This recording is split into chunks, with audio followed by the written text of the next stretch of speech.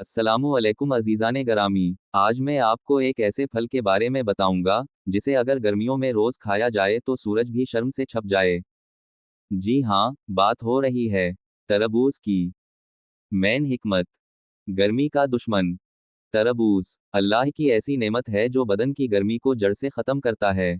ये जिस्म के अंदर से आग को बुझाता है, यूं समझ लें जैसे पानी का छिड़काव हो रहा हो। जिगर का मुहाफिज। मेरे तजर्बे में आया है कि वो मरीज जिन्हें जिगर की गर्मी हो, अगर वो रोज तरबूज खाएं तो चेहरे पर रौनक, तबीयत में हल्कापन महसूस होता है। मसाने का सफाकार। ये गर्दों और मसाने की सफाई करता है। जो लोग पेशाब में जलन महसूस करते हैं, उनके लिए ये फल शफा है। कमजोरी का इलाज। कई नौजवान मेरे पास आते हैं कि हकीम साहब, गर्मी में बदन टूटता है, कमजोरी हो जाती है। मैं कहता हूँ तरबूज खाओ, मगर खाली पेट नहीं। और एक बात याद रखो, तरबूज को हमेशा नमक छिड़क कर खाया करो।